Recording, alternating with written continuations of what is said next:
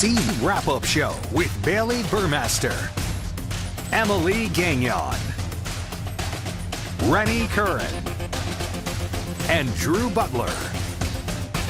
Live from Atlanta News First, the SEC Wrap-Up Show starts now. The Dogs get a win at Neyland 38-10, extending their record win streak to 28.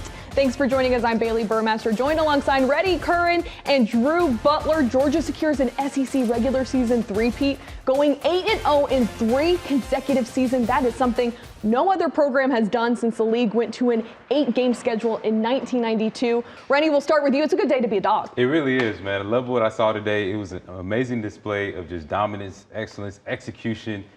Besides the first drive, you know, we all know what happened, the quick score, but overall, when they got down to it, Dogs did what they do best. Beck passed it around, got it going on the run game. I mean, the defense was dominant. They tried to attack us at the perimeter, but overall, we did our thing today. So. Yeah, so many impressive things, Rennie. 8-0 for the 3rd straight year. Georgia undefeated in the SEC regular season, 28 straight victories. That's impressive. But you know what the most impressive thing I saw was today?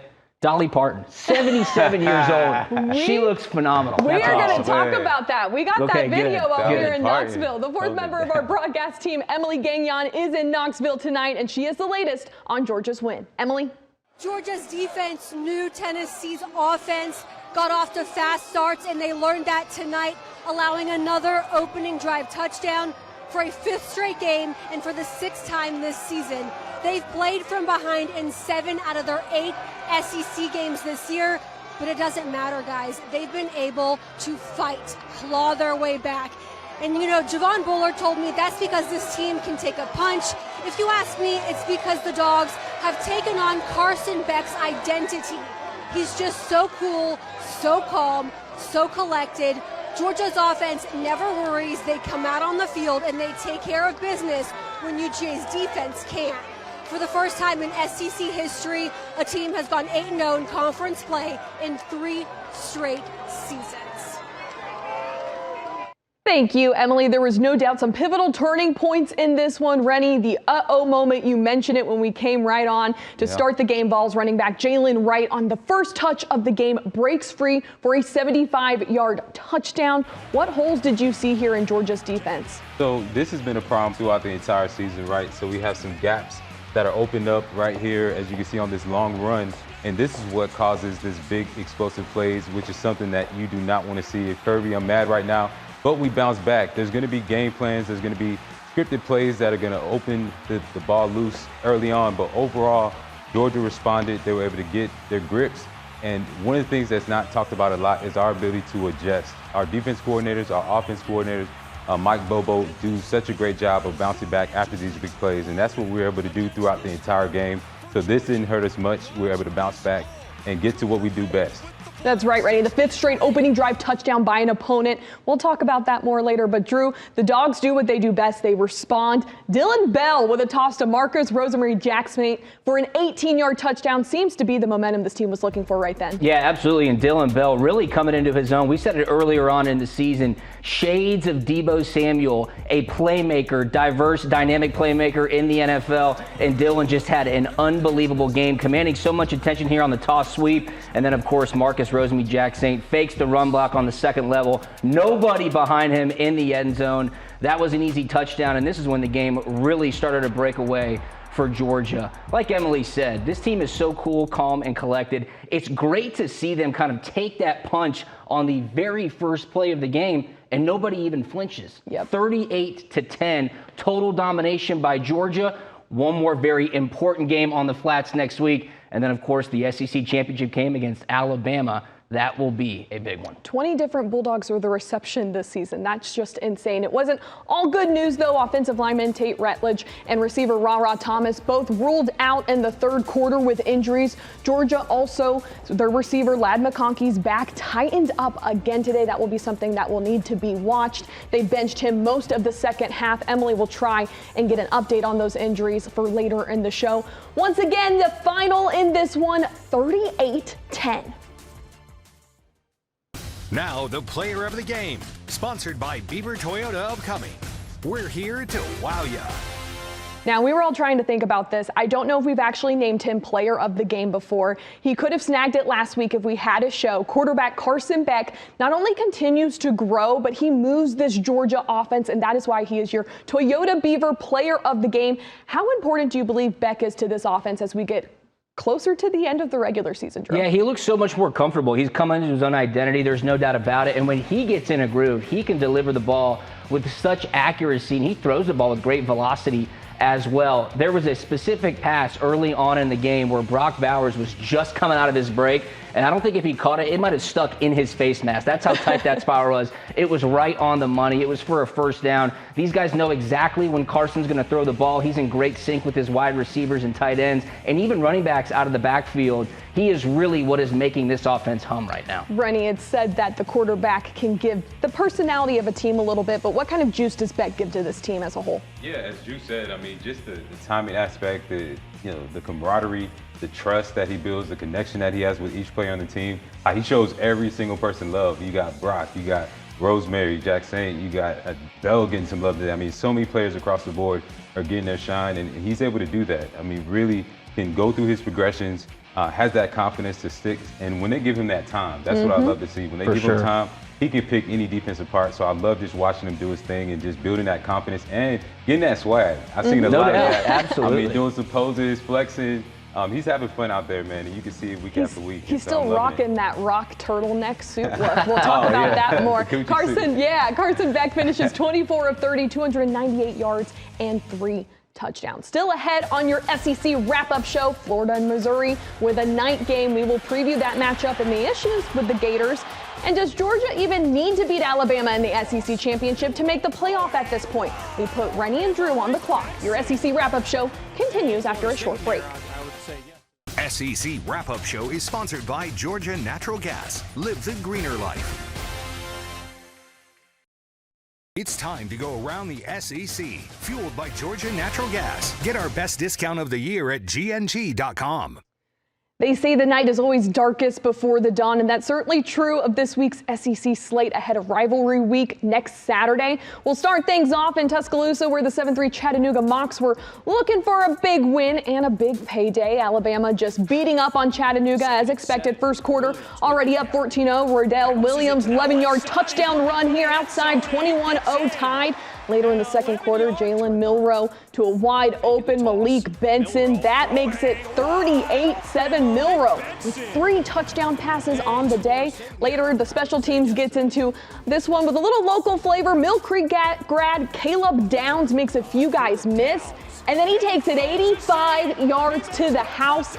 Alabama, as expected, wins big 66-10. They've got the Iron Bowl next week at Auburn. Shout out to Miss Downs at Peachtree Ridge High School, teaching kids One of algebra. my math teachers. That's Same here, but absolutely. her son's killing it in the football world, guys. Bama, SEC championship. Jalen Milroe looks a lot more comfortable. Are you more concerned about this game now that you've seen him progress over the last couple of games? Yeah, Jalen Milroe is going to be a problem for Georgia. There's no doubt about it. Georgia's defense has looked most vulnerable when they have to face a very mobile quarterback, and he has so much confidence when he pulls the ball down, Rennie, and he's so fast. It's going to be tough for Georgia, no question.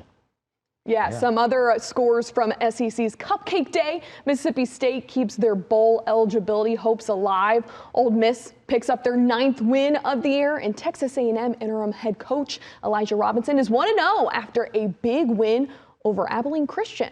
Florida with a 7:30 kickoff at Missouri against the Tigers. Mizzou blew Tennessee out last week 36-7.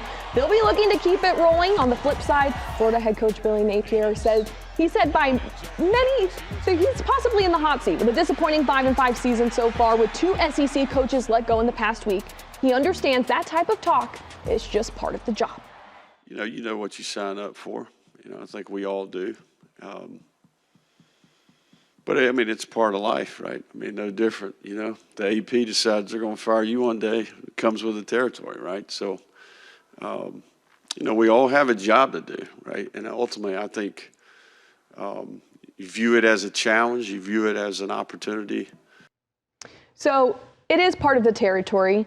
He's on the hot seat. Jimbo Fisher, where do you guys stand on firings mid-season? Rennie, we'll start with you. I don't like it at all. I mean, it just really sets a bad precedent for moving forward in the future. When you look at recruiting and just all the commitments that are made to those players, especially, as they're getting ready to go into that next season. I mean, it really throws things into a limbo. You really don't know, especially if you're a current player, if you're going to stay, if you're going to go. I mean, it causes so much confusion and knocks momentum off that can be built for the future.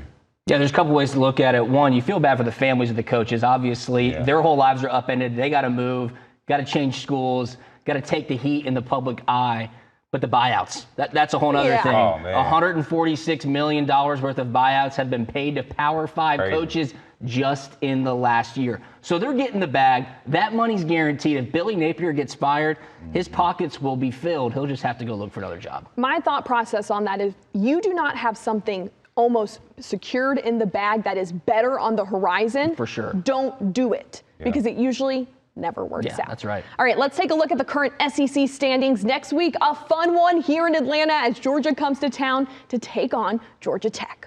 Carson Beck's got 2 touchdown passes today, looking for another, throws it complete. Rosemy Jack Saint, number 3 on the day for Beck. Touchdown, Georgia. That's what kind of day it was for Carson Beck and the UGA offense as they make it look easy against the Vols. We've got boots down in Knoxville. Our Emily Gagnon caught up with your player of the game, Carson Beck, following the victory. Carson, 11 straight completion at one point in this game.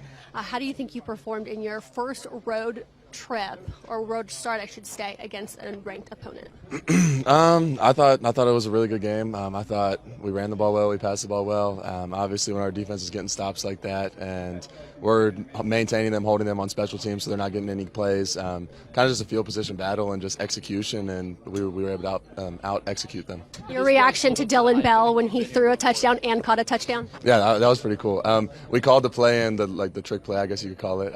We called it in, and I was super hyped because we've been going over it for a few weeks and we just haven't called it yet. But finally got the opportunity to call it, and it ended up working. First team in SEC history to go 8-0 in 3 straight seasons. How does that feel? It feels good. It feels great, but obviously we'll enjoy tonight and then we'll move on to next week. Thank you, Emily. It's time to go on the clock with Drew and Rennie. The 3 of us will have a list of topics we will discuss from around the SEC, and then we'll do some fun ad-libs. The guys have no idea what is coming, so it will be their raw reaction. Let's start with our topic first. Tennessee started things off with a bang with Jalen Wright's 75-yard touchdown run. It's the 5th straight opening drive touchdown by an opponent going up against the Dogs. How does this keep happening, Drew? We'll start with you. Yeah, I don't know how it keeps happening, but it almost seems like that's what Georgia would prefer to happen at this point. Now, first play of the game, 75-yard touchdown run. Kirby Smart and that defense wasn't too happy about that one, but it's a 60-minute ball game, and if it goes 60 minutes, I got all the faith in the world in the Georgia Bulldogs. Rennie, I want to ask you, because you played defense, obviously. Right. What are you thinking right now that you've had 5 straight opening drive touchdowns if you're part of that defense? Oh, it's extremely frustrating. I mean, and week after week after week, they're saying the same things. Hey, guys, we got to start fast. Hey, guys, we got to start fast. And the same thing keeps happening. But the thing that I know is going into these games, you're going to have those scripted plays. They're watching film just like Georgia is, and they're knowing our weaknesses. They know we have gaps up front. They know we're not as strong. So they're coming out punching. They're coming out throwing their best game plan at us. The problem is they got to play us for 4 quarters. That's right. Yeah, absolutely. And I don't trust any team going against us for 4 quarters. I feel good about us, especially now with this confidence that we're building, the consistency of play with Carson Beck.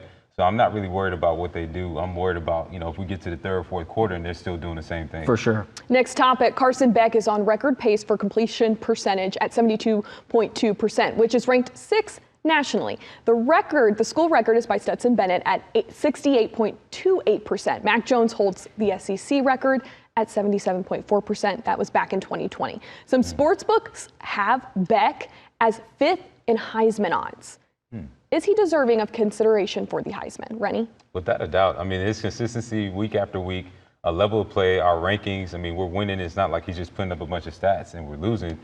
So he's doing so many great things, and he continually shows that he's the man, that he can get the job done, that he can operate under pressure. He's proven it week after week against some top-level competition, so I definitely think he should be a lot higher up in those rankings. Absolutely. Jaden Daniels at LSU is having an unbelievable season, but the Tigers not having too great of a season from a team perspective out west. Bo Nix is kind of leading the way right now. Michael Penix Jr., they're probably going to face off in the Pac-12 championship game. Let me just say this. Depending on what happens across the landscape of college football over these next 2 weeks, Carson Beck will have a great opportunity in the SEC championship game to go toe-to-toe with Alabama. If he puts stats up like today in the past couple of weeks against Alabama and some other things happen across the country, he will be going to New York and he will certainly get some Heisman love. Can either of you answer this? You did not play quarterback, but to me, especially this game and against Ole Miss, and you mentioned this when we started off, Drew, was how much tighter his passes look. Oh, yeah. But he's finding these windows.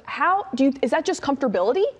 I think it's just reps throughout the season. I mean, these guys now have been practicing for, call it 16 weeks going back to fall camp, and the receiving core is a lot healthier. So these are the guys that he has been working with all summer long, and he's more confident. So certainly that is showing throughout his play. Yeah, we're going to talk a little bit more about playoff possibilities in a bit, but if Georgia loses to Alabama in the SEC championship, I'm not saying they're going to, we're going to play a little bit of what ifs, okay, a little bit of what ifs, but are they still a lock for the playoffs if they lose that game? I believe so, and of course it depends on how much of the difference the game is. If it's a close game, which I believe would be the only possibility is if it's close. I think that's the only, or if it's a blowout, that's the only way that I see Georgia kind of dropping out the playoffs. Yeah, it's all up to Texas, really. Texas is the great chess piece because they beat Alabama in Tuscaloosa by 10 points. If they end up winning the Big 12, if the Pac-12 champion is undefeated, if Florida State is the ACC champion and they're undefeated, Georgia could lose the SEC championship even by a razor-thin margin and be on the outside looking in. There is some chaos to play out in the next couple of weeks. And that is the word I used to describe it this week. If Georgia loses that game, we have absolute chaos. No question. The playoff committee is going to have no idea what to do because the Big 12's already a mess. Texas, I believe, has Iowa State and Texas Tech, which seem like easy games, but Ames is really hard place to play in, and Texas Tech is, quote, their kind of rivalry game outside of Oklahoma. Yeah. So there's going to be a lot that goes into that. Obviously, what happens in the Pac, there's still a lot of football to be played, I guess is what I'm getting at. Georgia hopefully makes it to the playoffs. Which team would you least want Georgia to see in the playoffs if they get there? That's a tough one. I'd say Oregon. Okay. I think Oregon would be a tough team. That's Dan Lanning, obviously, a lot of familiarity with Kirby Smart in the entire Georgia roster. And Bo Nix, he's played against Georgia a handful of times as well. They're physical, too. So Oregon would be the one team that I would not want to see Georgia match up with in the semifinals. What about you, Rennie? You going Oregon? Yeah, Oregon is definitely one that sticks out. Texas as well. I mean, so many of them in that Big 12 are just building that momentum right now. And with Georgia, just how many tough games we played these last couple of weeks. We're getting banged up. Yeah, for sure. That could leave the door open for us to, allow one of these teams to sneak in there, make some big plays, and make something happen in the playoffs. So we're not concerned about Ohio State at all. I don't think Ohio State's going to make it. I think they're going to lose to Michigan? Michigan next week. So I'm sticking with Oregon, and I'm wearing my Oregon green as well from Onward Reserve. So watch out, Oregon Ducks. Your fifth topic, over half the SEC playing weak competition this week. A little fun question for you. Is there anything worse in November than cupcake games? No, I don't think there is. I mean, I think, you get those cupcake games. It gives you a chance to heal up, gives you a chance to build some confidence, build some momentum. You saw what happened today with Alabama. They're able to build on, just the success of the last couple of weeks. So I think the cupcake games kind of help you down the stretch. Allows you to build that depth as well, getting those players who normally don't get that time to play, allow them to get some reps as well. Drew, anything? Yeah, it's a big point of contention across the country as well, especially with the College Football Playoff Committee, because the SEC is the only Power 5 conference that still plays an 8-game conference schedule. So everybody else is having to play a conference game this week, and the majority of the SEC fit in those get-right payday cupcake games. And, of course, that allows you to really kind of reset and refocus before rivalry week next weekend. I do want to move it forward a little bit. You talked about rivalry week. How awesome will it be able to have the Dogs here in Atlanta going up against Georgia Tech? No matter what, that's always just an exciting atmosphere in games. Rennie? Oh, yeah. I mean, this is a game that you have to win. I mean, no matter how well or bad the season is going, this is a game that you always have marked on your calendar, in-state rivalry. So, yeah, it's always exciting. The traditions behind it. You got players who grew up right here in Georgia, that went through the recruiting process together. So there's a lot riding behind this game, regardless of what the records are of each team. Drew? Yeah, I mean, 2 Metro Atlanta guys, Brookwood, Peachtree Ridge, many guys that you grew up with are at Tech, got recruited by Georgia and Georgia Tech. You just can't lose this game. I don't care what the records are. It's always special to go on the flats Thanksgiving weekend, take care of business, get bragging rights for another 365 days. A little bit scary just because Georgia Tech has been so inconsistent. Yeah, They've had some big wins, whether it was on the road at Miami, at home against UNC, but then they lose at home to Bowling Green. So it's just one to not come in and be like, oh, we're going to get this one. It's a shoo-in. But still ahead on the SEC wrap-up show, which 3 teams could join Georgia as the most likely to hoist that trophy at the end of the season? The most likely playoff scenarios coming up after the break. SEC Wrap-Up Show is sponsored by Beaver Toyota of Cumming. We're here to wow ya. Never much love lost between Tennessee and Georgia fans. Fans letting loose on social media today. Mike the Mad Dog posted, when you're preparing to invade the banks of the Tennessee River. He was tweeting all about it from there. Aaron was also tweeting a picture of Brock Bowers on the phone saying, thanks for hosting.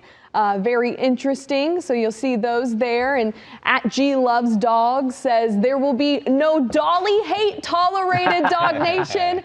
Please show some class. And I agree with him. How can you ever hate on Dolly Parton? She was escorted out there by Peyton Manning. I mean, she's just thriving still. They said that was the first time Peyton Manning and Dolly Parton had ever met. Can you Isn't that believe wild? that? Wild. And they said that Peyton was a little starstruck, too. You think? I mean, she looked great. She really did. That was awesome. We're staying at TV 2 hours. We have just 1 week remaining of regular season football, then championships, and then we'll all hold our breath on December 3rd when the College Football Playoff Committee reveals their rankings.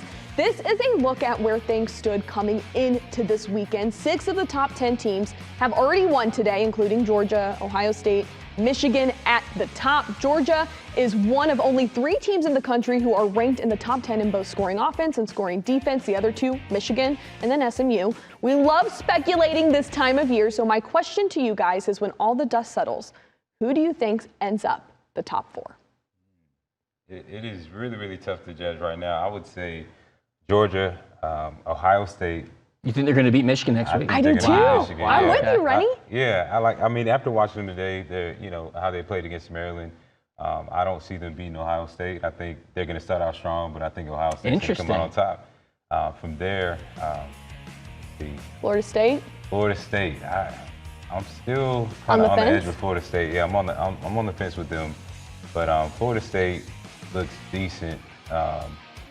We got to play Louisville in the ACC Championship. Louisville is a great team. They went down to Miami and got a big victory today. And then, of course, whatever happens in the Pac-12 between Washington and Oregon. Washington, a very tough game tonight in Corvallis against Oregon State. If those 2 teams face off in the Pac-12 Championship again, I think the winner certainly gets there. If Florida State is undefeated, I don't see how the committee could leave out an undefeated ACC champion. But the chess piece, again, is Texas in the Big 12. Definitely. They have a very tough game tonight. 8 p.m. kickoff, Baillie, you mentioned it. Ames, Iowa, a tough place to play. And Iowa State's been playing pretty good football as of late. The last time Texas played in Ames, they lost. And last year, Iowa State only lost by 3 points to Texas, so watch out. I truly believe Texas loses one of these 2 games. Yeah. I don't know why. I just have an inkling because maybe the Big 12 is just utter chaos. Right. I do believe in more of Oregon than Washington, and maybe that's Bo Nix. I do want to talk about, but how have you seen him progress from just his time at Auburn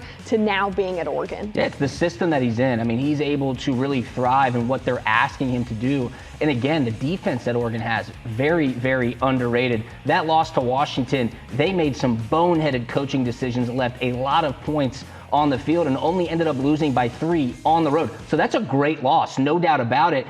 And if they get to play Washington again, that Friday night Pac-12 championship game, neutral site in Las Vegas, I think Oregon would have a heyday in that game. You better believe the committee is hoping Texas loses, because that will make their job very, very easy. What do you do? Literally, it's going to be a room and they're all just going to look around, and it's going to take hours because they're going to be debating and debating and debating, because you can make an argument for a lot of different teams. Drew, give me your top 4. My top 4 right now, Georgia, of course. I think Michigan's a better team than Ohio State. Michigan in a little look-ahead spot today, kind of lackluster against Maryland. Got to keep Ohio State there, and then I do keep Florida State. Florida State is a very, very good football team. That ACC championship game, Louisville, Florida State, will be awesome. The Pac-12 is on the outside looking in, but I don't think they're too worried about it because it will play itself out, and I do believe if Oregon wins that Pac-12 championship, they will be in there. The College Football Playoff Committee, though, What are they talking about? Why can't we get a look into the meetings? They act like they're keeping the nuclear codes. It's so secretive. I want to know what they're saying. But think about it. Why would they give that to you? And not just you, but can you imagine social media if they knew the method? If they knew the method to the madness? That's the best part. It would implode everything. It would funny. implode everything. I'm going to go Georgia, Ohio State, Florida State, Oregon. That's who I like right now. But what happens to Georgia fans if Georgia does not make it into the playoff? Oh, it's going to be nuts. I don't see that happen at all once again, but Georgia fans would lose their you-know-what. There's just been, so many highlights this season, so much progression made. So I really, believe that there would be a large disappointment just because of the past couple games that we played. We played a gauntlet of a schedule. So that alone should allow us to get into the playoffs as well. So that's what I kind of rest on. Yeah, it'd be disappointing. There's no question about it. Just considering all the streaks that are going on, this 3-year run. But let's face it, if Georgia doesn't make it, it's no fault but their own because they will have lost to Alabama in the SEC championship game. Is there a way that they could make it if they do lose that game? Yes, but they'll need a ton of help. You never want that type of situation. No, you do not. All right, still ahead on the SEC wrap-up show. We will have more from the Dogs win in Knoxville. Stick around. SEC Wrap-Up Show is sponsored by Georgia Natural Gas. Live the greener life. Let's head back to Knoxville where we find our Emily Gagnon with Marcus Rosemary Jackson. You guys have played behind in 7 of 8 SEC games this season, given the fact that the defense gives up opening drive touchdowns. But what does that say about you guys? Last week, Javon Butler told me it shows that you guys can take a punch. Right. Oh, that's exactly what it means. Every team we played against, every game we've been in so far, except for one, we've been down. We've been down at times in the game. So, just that ability to have to go through that adversity and be resilient and get over those, whenever a bad play goes down, like something will go our way, be able to bounce back from that and don't let that negative play affect the play in the future. So that's just been really our main focus, is trying to stack positive plays on top of positive plays. A lot of teams take on the identity of their quarterback, and he seems to be the coolest guy. Do you think that that's kind of why you guys are able to do what you do, because he just is so unrattled at all times? I mean, I guess so. I just feel like, Carson, he is a really cool, laid-back guy. He's really not bothered by much. And, I mean, you could say that we took on the personality of him because we really look up to him. We look at him to be the leader of the offense. So whenever we see him, he calm and collect. He not in a worry, or he not mad, or he don't got anything going on. Everybody else on offense calm, so we go where he goes. How about Dylan Bell tonight, throwing a touchdown and catching one? Great game by D. Bell. I know he's been waiting for this game for a little minute, and his number was called tonight. He had an opportunity to make plays, and he made those plays. So, like I said, that's a great kid. He a hard worker. He comes in every day, busts his tail, and you saw what hard work do for you. You're pretty hardworking too. 2 touchdowns for you tonight. How'd that feel? It felt great. I think my first one in my career here at Georgia, 2 touchdowns in the game. But no, it was not all me. No, I gotta get all the credit to my O-line, my quarterbacks, and my coaches putting me in the right position, and O-line blocking, quarterback throwing me the ball. So I couldn't do anything without them. Talking about how cool Carson Beck is, guys. How do you view Carson Beck? Do you think he kind of has that Cali boy cool swag? He definitely does. I mean, from the start, I was just like, man, when is this guy going to get hyped? When is he going to show some energy and emotion and whatnot? And he's finally starting to show that confidence and have a little bit of swag. But he definitely is very, very poised, and that's something that Kirby talks about a lot, and it really is transferring over to the team. And I love how he, week after week, has gotten a little bit better. So he's relaxed, but he is focused on improvement week after week and getting better, and that's what you love to see out of your quarterback. Yeah, it's important to have that demeanor, no question about it. Never let the highs get too high or the lows get too low. Yeah. I know you and I earlier on in the season were saying we need to see a little bit more juice. Get the guys fired up, get them in there focused. And I think focus is a key word for this Georgia team throughout the second half of the season. They are not looking forward towards anything. Right. They are so focused on what they have in front of them, and it continues to show. I don't think anybody expected them to go through Missouri, Ole Miss, and Tennessee in the fashion that they did. So Georgia gets through that gauntlet, and now they're on to the postseason SEC championship game, that is, which is really exciting. They did it with ease, like so much ease. I don't think anyone expected that. They thought, Mizzou, Ole Miss, Tennessee, and the games are over by third quarter. Let's jump into our ad libs. The only thing that can keep Georgia from three-peating is blank. Drew, we'll start with you. Georgia. I don't want to oversimplify things, but that's just a matter of fact. When you look at what they've been able to do, continuously elevate their play in the biggest moments of the season, you know that if they lose a game, it's going to be Georgia's fault. They're going to turn the ball over. They're going to miss kicks. They're going to have a big play against them in special teams or maybe let up a defensive touchdown. And that will be the difference. It will be Georgia beating themselves if they're not going to three-peat, because what they put on tape through 11 games this season, Rennie, it's incredible. Yeah, I agree. It's Georgia, and I believe it's Georgia in the form of injuries. Yeah. So that's going to be the biggest thing. And when we look back at these last couple of years, us playing deep into the playoffs, that starts to build that wear and tear. And I think that's where you're starting to see guys like Ladd McConkey, Brock Bowers, they're getting banged up because of how many plays these guys have played. And not just any plays. I mean, these guys are making big-time plays. They're making big-time catches. I mean, they have to go week after week after week and perform. And it's not just in the game.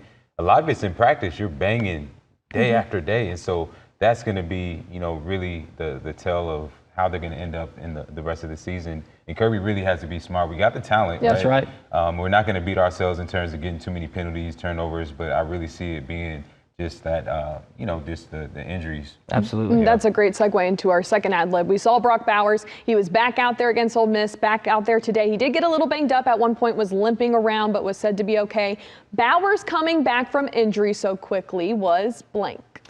I would say a miracle. I mean, back when Rennie and I played, if you had a high ankle sprain, it was 4 to 6 weeks. No such thing as a tightrope. Ice that thing up and get off of it. So he walked through it with Jenny Dell, and Jenny Dell had a great report today for CBS in saying, hey, I did exactly what Ron Corson and the trainers told me to do. I met the timeline that I wanted to meet, and he is just such a key part of this offense. It was so great seeing him get a touchdown at home in his final game at Sanford Stadium last week. Heck yeah, I would say it was dominant. I mean, to see a guy not only come back, because you see guys come back from injuries all the time, but they still have that, they don't have that mentality when they come back, that killer instinct. And he came back and it was like he didn't miss a beat. Nope. You didn't see that limp, and ankle injuries especially, they can linger, they can come back over time, but he not only got back out there, he got mad at the people who were saying, I know, how about you should sit out, you should get ready for the draft, which is super impressive, so yeah. I would say it's something that makes him a top-tier athlete, especially because that edge is something you need in the NFL. So you're going to get banged up throughout the weeks. You got to keep going. You got to push through. To return so quickly and not miss a beat, like you said,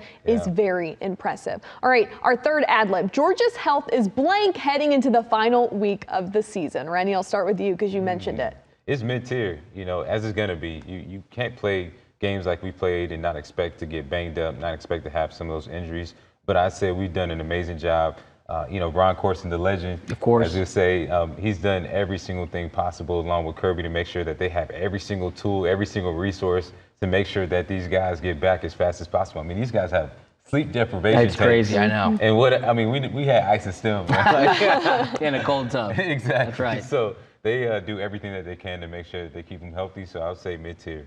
Yeah, I would say Georgia's health is a concern, and it will continue to be. Ladd McConkey, his back stiffened up today as well. They were up by 20-plus points in the second half, so no need to put him back in the game. But you would just hope that they go into Georgia Tech next weekend, take care of business, maybe get those guys some rest in the second half, and they're going to turn their attention towards Alabama. And you better believe they're going to need to be 100% healthy to take on the Crimson Tide in Mercedes-Benz Stadium. I'm going to say it's something to continue to watch. Ad lib number 4, the Red and Black, a student-run Athens newspaper, published an opinion piece this week titled, UGA fans should practice better football etiquette. It claims that some Georgia fans have gotten a bit too rowdy in the stands this season. So my ad lib for you guys is Georgia fans should blank at home. Rennie, I'll start with you.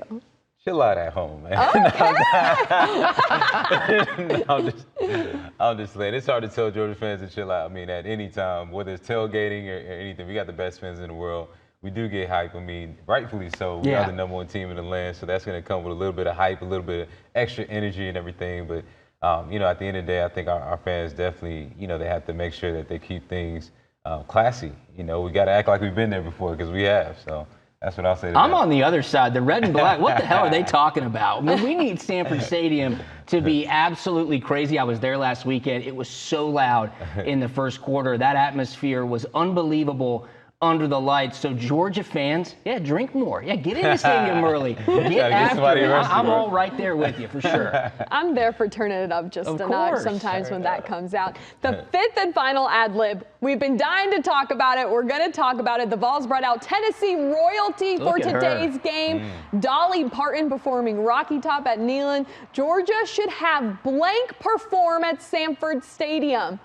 Drew, I'll start with you. That's a great question. Look, Quavo was at the game last week for Migos. This guy was wearing a football Letterman's jacket. Did you see that? I don't know how he got it. He's basically on the team. We don't need Quavo to be doing that at Georgia Stadium. I don't know, maybe something country. Jason Aldean played a concert there a couple years ago.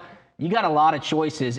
Maybe Luke Bryan, how about that? Man, I'm going to go. You got to go with Jeezy. You got to go with Outkast. Right, bring them all. Let's do a music festival. Atlanta, right. Yeah, we might as well do. We got Atlanta right down the street. So, I mean, why not bring I'm going to say Shania Twain or Maroney. Isn't she from Georgia? Didn't she go to Georgia? Country music artist. All right, love them or hate them, these dogs have style. We're going to take a look at the drip and hear from Emily in Knoxville one more time when the SEC show continues on.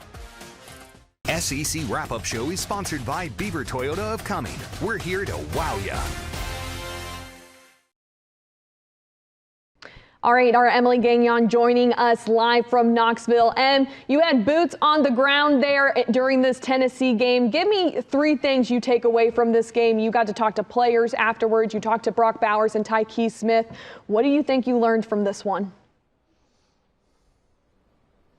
So head coach Kirby Smart was asked at the beginning of the season what the identity of his team was. He said he didn't really know, but tonight he said his identity is that they can take a punch. It's funny because Javon Bullard told me the same thing last week when I asked him about giving up those first drive touchdowns for a 5th straight week. The Dogs have given up an opening drive touchdown, 75-yard rushing touchdown they gave up on the very first snap of the game. And Kirby joked with us after the game saying that he told Schumann, we're going to let them score. Let's get it over with. But he did say that historically Georgia does not allow for explosive runs. They did that tonight. But if you take a look at the total, 130 rushing yards. That's what they gave up today. So only 55 after that huge chunk play.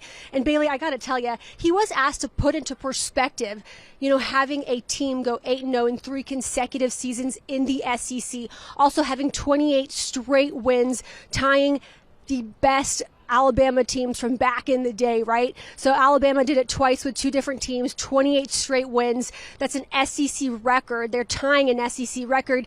And funny enough, Kirby said, well, we got to go and play Tech next week. There will be a time to reflect on that, but that time isn't now.